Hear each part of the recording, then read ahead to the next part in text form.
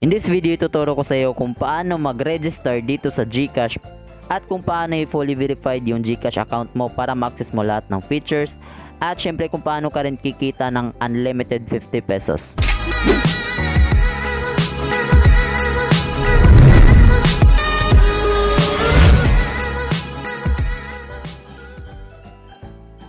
First step is download muna natin ang Gcash application. So search mo lang sa Play Store or sa App Store yung Gcash, tapos install mo, and then after mo ma-install, click mo lang open, tapos allow mo lang lahat ng permissions ng Gcash.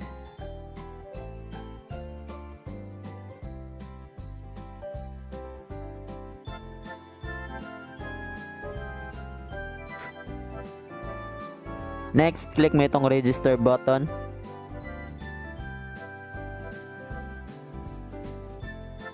So after that, ilagay mo dito yung mobile number na gusto mong gamitin sa Gcash account mo. This will serve as your account number dito sa Gcash.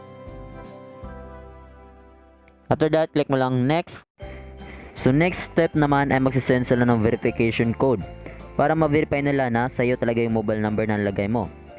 So ilagay mo na dito yung 6-digit verification code, or kung wala ka namang natanggap na code, click mo na ito sa baba na resend now. So after mo ma-receive ang code, click mo lang ang submit code. So dito naman ay ilalagay natin ang mga basic information natin tulad ng first name, last name, birth date, address at email address. So make sure na real name po natin ang gagamitin natin dito. Yung pangalan po natin na nasa valid ID po natin na gagamitin natin sa pag-verify ng account natin dito. So after that, ay i-review mo lang yung details na nilagay mo. Make sure na tama, especially yung spelling at yung dates. After that, click mo lang continue. So dito naman ay kailangan mong i-review lahat ng details na nilagay mo. So for example, nagkamali ka sa spelling or sa date ng birthday mo, so click mo lang itong edit my details.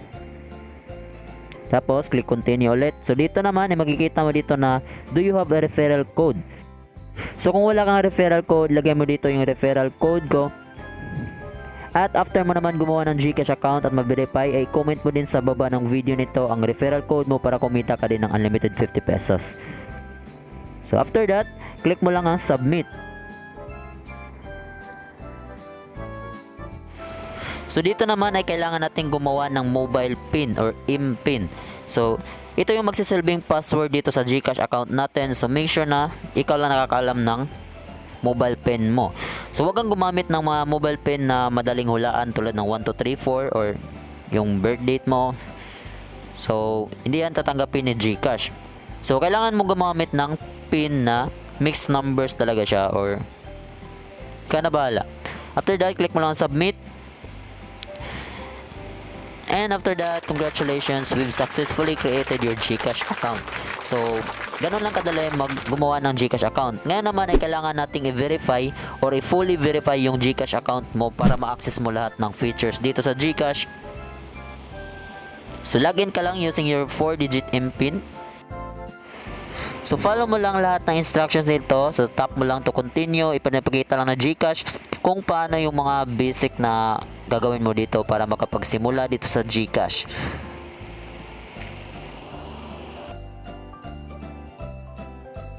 Yan. So, ngayon naman ay kailangan nating i-fully verify yung account natin. Click mo lang itong 3 horizontal lines sa upper right.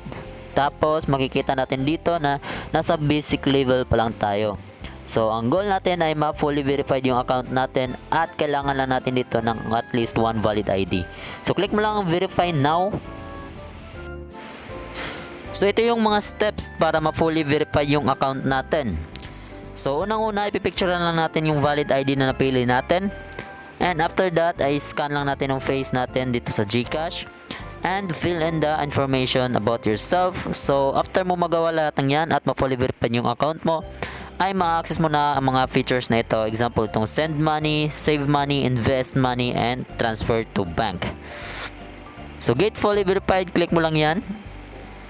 So, ito yung mga list of IDs na pwede mong gamitin para ma-fully verified yung account mo. So, pwedeng UMID ID, driver's license, PhilHealth card, SSS ID, passport, TIN ID, voter's ID, At kung wala ka naman lahat ng IDs na yan, so i-click mo lang itong other IDs. So ayan, makikita mo dyan, meron dyang student ID, at ano pa ba yung ID na yan, government offices ID, pag-ibig ID, postal ID. So kahit isa lang sa mga IDs na yan, so pwede na natin gamitin para ma-fully verified yung account natin. So next step naman natin ay kailangan natin picturean yung valid ID natin. So make sure lang na clear and readable yung pagka-picture natin. So kapag blurred siya, so i-retake mo lang ang pag-picture mo.